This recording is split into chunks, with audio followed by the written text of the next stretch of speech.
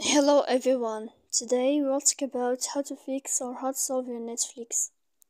To know how to fix or how to solve your Netflix app, you should just go to Settings. After that, in this page, you click Apps, Default Apps, App Settings.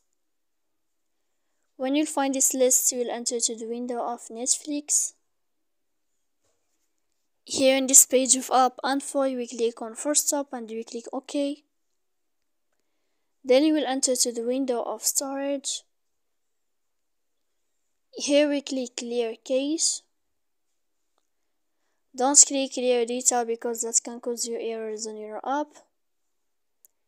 And in the end of all these steps, you can turn on your airplane mode and you can turn off your airplane mode again. So please don't forget to support us by like and subscribe.